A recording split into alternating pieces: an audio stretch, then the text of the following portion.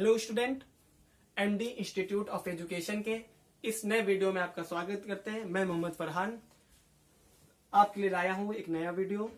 जैसे मैंने पहले वीडियो में आपको ठोस अवस्था के बारे में समझाया था, अब मैं ठोस अवस्था का ये अगले लेक्चर में आपको समझाने जा रहा हूं। पहले मैंने आपको बताया था कि ठोस क्या होते हैं, फिर बताया मैंने ठोस कितने प्रकार के होते हैं, जिसमें बताया था क्रिस्टलीय ठोस, अक्रिस्टलीय ठोस। ठोस दो प्रकार के होते हैं, क्रिस्टलीय ठोस, अक्रिस्टलीय ठोस। अब मैं इस लेक्चर में ये बताने जा रहा हूं कि क्रिस्टलीय ठोस कितने प्रकार के होते हैं। तो इसमें देखिए मैंने फ्लो चार्ट भी बनाया है जिसमें बताया गया है क्रिस्टलीय ठोस 4 प्रकार के होते हैं। सहसंयोजी ठोस, आयनिक ठोस, आणविक ठोस, धात्विक ठोस। देखिए सहसंयोजिक ठोस, आयनिक ठोस, आणविक ठोस, धात्विक ठोस। जिसमें मैंने ये बताया कि आणविक ठोस 3 प्रकार के होते हैं, अध्रुवी, ध्रुवी, हाइड्रोजन आबंधित। देखिए आणविक ठोस 3 प्रकार के होते हैं, अध्रुवी, ध्रुवी, हाइड्रोजन आबंधित। अब आप लोग मेरी एक बात समझ लें कि ये जो मैंने फ्लो चार्ट दिया है, ये फ्लो चार्ट में आप क्रिस्टलीय ठोस के अंदर के सभी टॉपिक को आसानी से समझ सकेंगे। इसमें आपको शॉर्ट क्वेश्चन भी आराम से हो जाएंगे, वेरी शॉर्ट भी हो जाएंगे, और बहुविकल्पी और लॉन्ग क्वेश्चन सभी इसी से कवर हो जाएंगे। देखिए सबसे पहले आया सहसंयोजी या फिर नेटवर्क ठोस, यानी सहसंयोजी ठोस क्या होते हैं। सहसंयोजी ठोस, इनके अवयवी कण परमाणु होते हैं। अवयवी कण मैंने पिछले लेक्चर में बताया था, अवयवी कण यानी जो सबसे छोटे कण, जिन कणों से इनका निर्माण हुआ, तो यह इनका निर्माण जिस कणों से हुआ है उसे बोलते हैं परमाणु।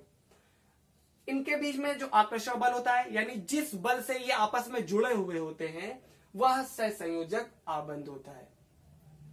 इनकी भौतिक प्रकृति, यह कठोर, भंगुर और मुलायम होते हैं। यानी ये सहसंयोजी ठोस कठोर भी होते हैं और मुलायम भी होते हैं। एग्जाम्पल देखिए लिखा हुआ हीरा, SiO2, ठीक है, और ग्रेफाइट। आपने नाम सुना होगा ग्रेफाइट, जिसकी पेंसिल बनी होती है, जिससे हम लोग लिखते हैं। पेंसिल की जो नोक होती है वह ग्रेफाइट की बनी होती है। तो आपको पता होगा ग्रेफाइट जो होता है वो बहुत मुलायम होता है और हीरा अत्यंत कठोर होता है। तभी मैंने इसमें लिखा है कि यह कठोर और मुलायम दोनों प्रकार के होते हैं। फिर यह भंगुर होते हैं। तो भंगुर का मतलब क्या होता है? भंगुर का मतलब होता है यानी पीटने पर यानी चोट पहुंचाने पर वह टूट जाए, वह कहलाता है भंगुर। जैसे कि हीरे को अगर हम लोग, ये मैंने माना ये हीरा है और हीरे पे मैंने अगर इस पे मैं चोट पहुंचाऊं तो यह फैलेगा नहीं, यह क्या हो जाएगा, टूट जाएगा, यानी इसका बुरादा बन जाएगा, चूरा बन जाएगा। और जो भी चीज चोट ना सह सके, चूरा बन जाए, वह हो जाती है भंगुर। ठीक है, तो हीरा एक भंगुर है। तो सहसंयोजिक ठोस जो होते हैं वह भंगुर होते हैं। फिर चालकता, यानी इसमें विद्युत धारा पहुंचती है कि नहीं पहुंचती है, यह बताना है। विद्युत चालकता में तो विद्युत धारा प्रवाहित नहीं होती है। ये देखिए मैंने लिखा है अचालक, यह अचालक होते हैं, यानी विद्युत धारा प्रवाहित नहीं होती है। परंतु ग्रेफाइट को छोड़कर अब एक क्वेश्चन आता है कि ऐसा सहसंयोजी ठोस जिसमें विद्युत धारा प्रवाहित हो जाती है, तो आप बताएंगे ग्रेफाइट में विद्युत धारा प्रवाहित हो जाती है, जबकि और ठोसों में यानी और सहसंयोजी ठोसों में विद्युत धारा प्रवाहित नहीं होती है। फिर आया इनका गलनांक। मैंने पिछले वीडियो में यह भी बताया था कि गलनांक किसे कहते हैं, वह ताप जिस पर कोई वस्तु गल जाए। तो गलनांक यानी इसका गलनांक बहुत उच्च होता है। इसका एग्जाम्पल मैंने लिख दिया है, हीरा, SiO2, SiCain। और अगला ठोस आया आयनिक ठोस। आयनिक ठोस किसे कहते हैं? तो आयनिक ठोस, इनके अवयवी कण आयन्स होते हैं, यानी इनका निर्माण, इनके जिन कणों से इनका निर्माण होता है वह आयन होते हैं। इनके बीच में जो आकर्षण बल होता है, कुलामी या फिर स्थिर वैद्युत आकर्षण बल, कुलामी या फिर स्थिर वैद्युत आकर्षण बल इनके बीच में होता है। भौतिक प्रकृति, यह कठोर और भंगुर होते हैं। मैंने बताया भंगुर यानी पीटने पर ये क्या हो जाते हैं, टूट जाते हैं या फिर इनका बुरादा बन जाता है। तो यह कठोर होते हैं और भंगुर होते हैं।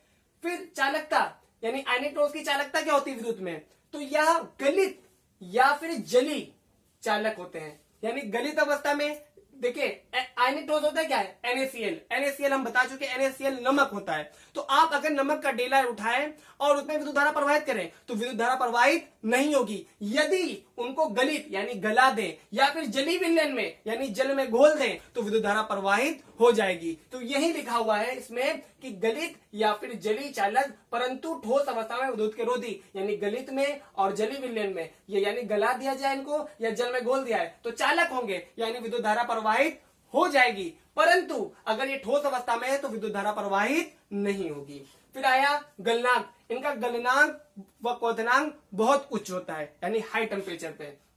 उदाहरण NaCl, ZnS, CaF2, HgO। फिर आया आणविक ठोस। अगला आया आणविक ठोस। तो आणविक ठोस मैंने बताया 3 प्रकार के होते हैं, अध्रुवी, ध्रुवी, हाइड्रोजन आबंधित, जिसमें पहले है अध्रुवी ठोस।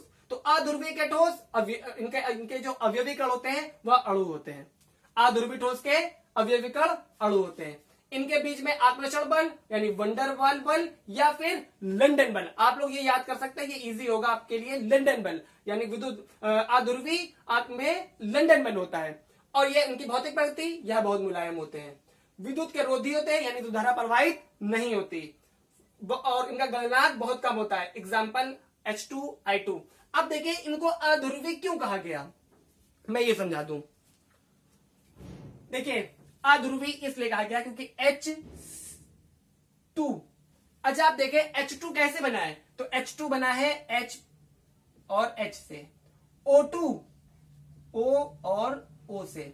देखिए H हम जानते हैं कि H के ऊपर प्लस चार्ज होता है, H के प्लस चार्ज होता है, O के ऊपर माइनस चार्ज होता है, O पे माइनस चार्ज होता है। तो दोनों O के बीच देखिए चार्ज एकदम सेम है, चार्ज एकदम सेम है, ठीक है। तो इसमें क्या हुआ, यानी इनका जो चार्ज है वो अध्रुवी है, सेम है, यानी प्लस प्लस माइनस माइनस बराबर हो गया। अगर प्लस माइनस देखा जाए तो अलग अलग विपरीत, पर यहां पे क्या हो, अध्रुवी सेम सेम, और ये दोनों से मिलकर इनका निर्माण हुआ, इस वजह से इनको अध्रुवी कहते हैं। एग्जाम्पल H2I2, ठीक है। अब आया ध्रुवी ठोस। तो ध्रुवी ठोस में ध्रुवी का क्या मतलब हुआ, तो ध्रुवी के अवयवी कण होते हैं अणु, ध्रुवी के अवयवी कण अणु। अब इनका निर्माण क्या होता है, देखिए ध्रुवी क्यों कहा जाता है इनको, HCl, इसमें क्या आया H प्लस और Cl माइनस से इनका निर्माण हुआ, ठीक है। अब तो इसमें क्या होता है H प्लस और Cl माइनस, तो H, अब देखिए H क्या होता है, इसके बाद प्लस चार्ज होता है।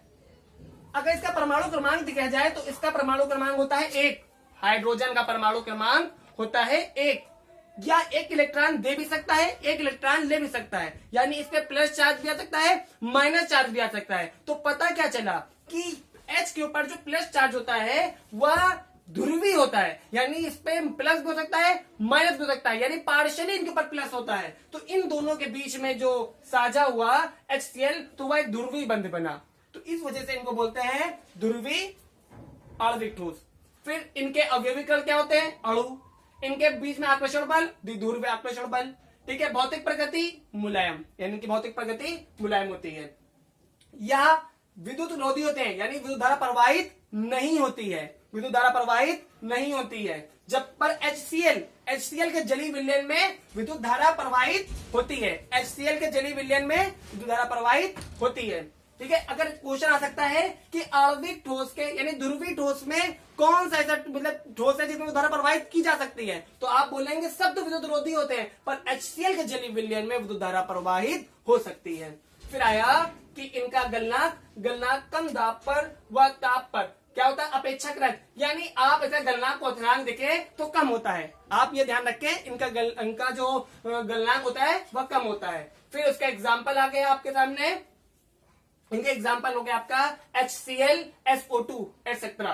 फिर आया हाइड्रोजन आबंध। हाइड्रोजन आबंध यानी जो भी हाइड्रोजन आबंध में आता है जिनका बंध हाइड्रोजन बॉन्डेड हो, जैसे H2O, यानी जो जिनका हाइड्रोजन से निर्माण हुआ हो और हाइड्रोजन इनको से जुड़े हुए हो। जैसे अगर हाइड्रोजन H2O देखा जाए तो H2O में दो H से एक O बंधा हुआ है, क्या हुआ इसमें, हाइड्रोजन बंध। फिर अगर देखा जाए NH3, तो NH3 में क्या होता है, एक N को 3 H संभाले हुए हैं, यानी 3 H लिए हुए हैं, तो ये क्या हुआ, इसमें बीच में कौन सा बंध है, हाइड्रोजन बंध। तो ऐसे ठोस जिसमें हाइड्रोजन बंध होता है, यानी हाइड्रोजन द्वारा जुड़े होते हैं, तो वो हाइड्रोजन आबंधित होते हैं, ठीक है। इनके अणु क्या होंगे, यानी इनके अवयवी कण क्या होंगे, अणु होंगे। इनके बीच में आकर्षण बल कौन सा होगा, हाइड्रोजन आबंध, ठीक है।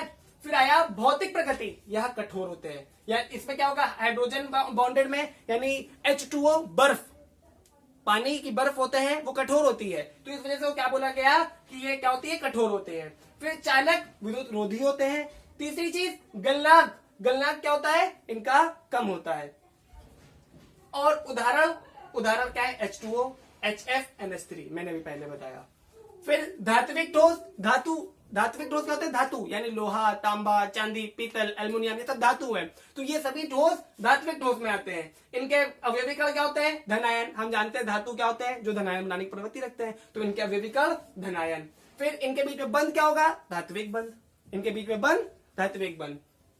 और भौतिक प्रकृति या कठोर होते हैं, परंतु आघात वर्धनी, तो आघात वर्धनी यानी आघात का मतलब होता है चोट, और वर्धनी मतलब सह सके, तो ये चोट सह सकते हैं। और अगर भंगुर होते हैं तो चोट नहीं सह सकते, या आघात वर्धनी होते हैं, यानी इनको अगर हम लोग पीटे हैं तो ये फैल जाते हैं, ये टूटते नहीं ना, इनका बुरादा नहीं बनता, यह फैल जाते हैं, इस वजह से इनको आघात वर्धनी बोलते हैं। एवं तन्य, यानी तन्य का मतलब होता है कि इनके तार बनाए जा सकते हैं। आपको पता है लोहा, तांबा, चांदी, पीतल, एल्युमिनियम सबका तार बन सकता है, ठीक है, तो यह तन्य है, जबकि हीरे का तार नहीं बन सकता, इस वजह से हीरे को भंगुर बोलते हैं। और धात्विक ठोस में यानी धातु को तन्य बोलते हैं। अब आया विद्युत चालकता, ठोस अवस्था, गणित अवस्था, यानी कोई भी अवस्था हो तो इसमें विद्युत धारा प्रवाहित हो सकती है। धातु में विद्युत धारा प्रवाहित हो सकती है, किसी अवस्था में भी हो। फिर आया गलनांक, इनका गलनांक उच्च होता है, इनका गलनांक हाई टेम्परेचर पे ही गलते हैं। फिर इनका example Fe, Cu, Ag, Hg etcetera, ठीक है। अब इसको मैं आपको रिवाइज कर दूं, ये कंप्लीट हो गया है, इसको रिवाइज करवा दूं और बहुत आसानी से आप इसको याद कर सकते हैं। देखिए सहसंयोजी ठोस, इनके अवयवी कण क्या होते हैं, परमाणु। आयनिक ठोस, आयन। देखिए सहसंयोजी ठोस, परमाणु। आयनिक ठोस, आयनिक ठोस से समझ में आ रहा है आयन्स। आणविक ठोस, तो आणविक ठोस से समझ में आ रहा है आणविक यानी अणु, तो आप देखिए इनके तीनों चीज क्या है, अणु अणु अणु, ठीक है। धात्विक, हम जानते हैं कि धातु धनायन बनाने की प्रवृत्ति रखते हैं, तो इनके अवयवी कण धनायन, ठीक है।